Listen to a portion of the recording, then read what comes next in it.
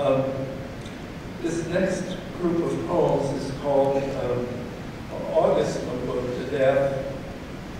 The first poem is called River Bicycle Peony, and it comes from a remark of C.D. Wright, who I think was paraphrasing Grilke's Ninth Elegy. She said, sometimes you sit down to write poetry and all you want to say is river bicycle peony. This first line it's hard to represent in speech. I woke up thinking of why my brothers. That was my first bit of early morning typing. So the first dignity, it turns out, is to get the spelling right. I woke up thinking about my brother's body. Apparently it's in the medical examiner's morgue. I found myself wondering whether he was naked yet and whose job it was to take the clothes off and when they did it. It seemed unnecessary to undress his body before they performed the exam, and that's going to happen later this morning. And so I found myself hoping that he was dressed still. Though smell may be an issue or hygiene. When the police do a forced entry for the purpose of a welfare check and the deceased person is alone, the body goes to the medical examiner's morgue in the section for those deaths in which no evidence of foul play is involved. So the examination for cause of death is fairly routine. Two policemen, for some reason I imagine they were young, found my brother. His body was in the bed, which was a mattress on the floor.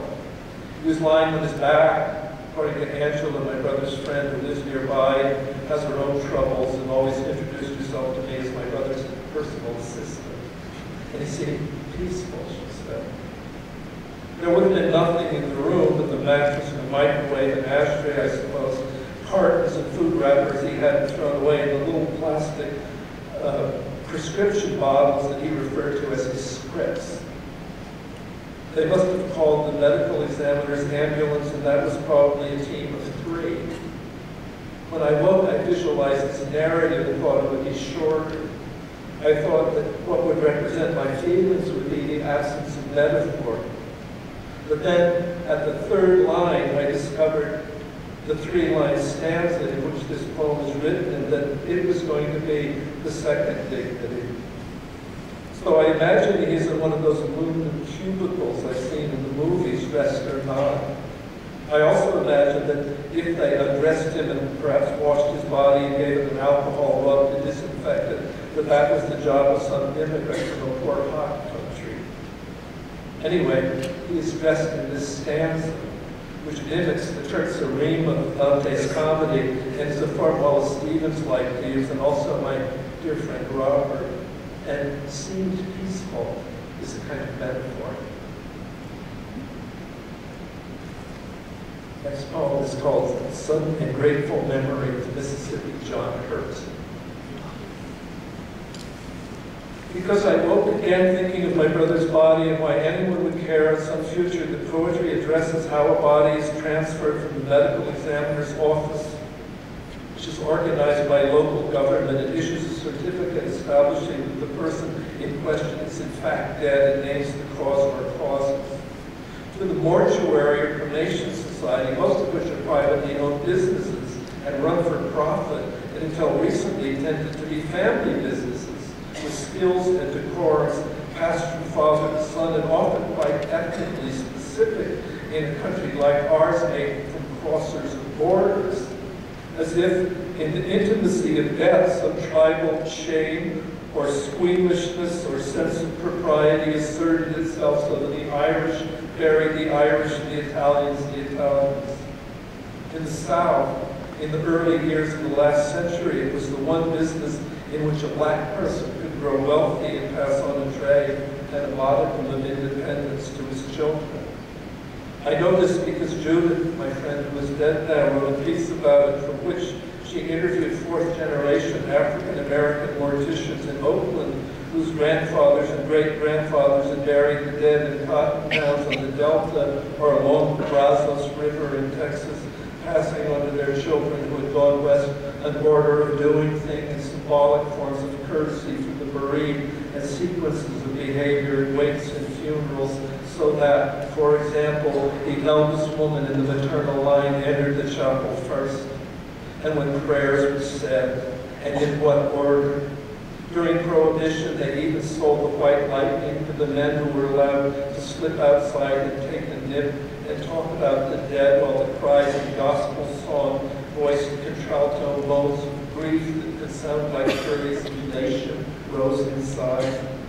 Also the rules for burial or burning, griefs and rituals, and inside them cosmologies. And I thought of Mississippi John Hurt's great song about Lewis Collins and his terrible tenderness, which can't be reproduced here because so much of it is in the picking of the six-string guitar and his sweet, reedy old man's voice. And when they heard these things, that Lewis was dead, all the women dressed in red, angels laid him away. They laid him 6 feet under the clay. The angels laid him away.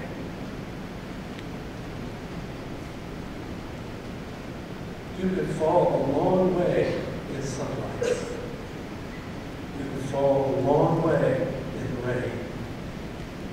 The ones who don't take the old white horse take the morning train. When you go down into the city of the dead, with its whitewashed walls and winding alleys and avenues of tumbled lindens and heavy bells tolling by the sea, crowds appear in all directions, having left their benches in tiered plazas, laying aside their occupations of revelry and gossip and the memory of breathing, to hear what scraps of news they can from this world where the air is thin at high altitudes and smells of pine, and of almost perfect density in the valleys where trees on summer afternoons sometimes throw violet shadows across sidewalks. Only the arborist in the park never stirs for the new arrivals. He's not incurious, but he has his work. It's he who decides which limbs get lopped off in the kingdom of the dead. You can fall a long way in sunlight. You can fall a long way in the rain. The ones who don't take the old white horse in the evening train. Last poem.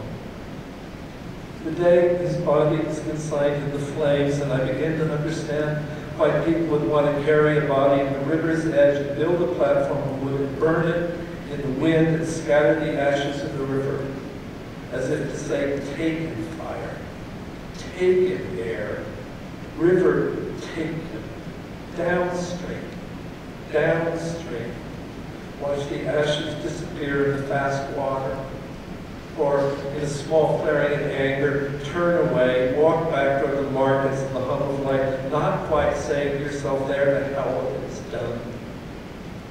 I said to him once, when he got into some scrape or other, you have the impulse control of a ferret. He said, yeah, I don't know what a ferret is, but I get greedy. I admit it. I don't mean to, but I get greedy. An old rubber's beard joined gray, a wheelchair, sweats, a street person's baseball cap. I think about Billie Holiday. He said, if she were around now, she'd be nothing. You know what I mean? Hip-hop, never. She had to be born at a time when they were writing the kind of songs, and people were listening to the kind of songs. She was great at singing. And I would say, you just got evicted from your apartment, you can't walk, and you have no money, so I don't want to talk to you about Billie Holiday right now, okay? And he would say, I'm like Mom. I mean, she really had a genius for denial, don't you think? And the thing is, she was a pretty happy person. I would say she was not a happy person. She was panicky. She was crippled by guilt in her drinking. So she was evasive to herself about herself, and she could not actually connect with anybody, and her only defense was to be chronically cheerful. And he would say, worse things than cheerful. Well, I am through with these arguments, except in my head, and not through, I see, with the habit. I thought this poem would end downriver, with the habit of worrying about where you are and how you're doing. Thanks. Thanks.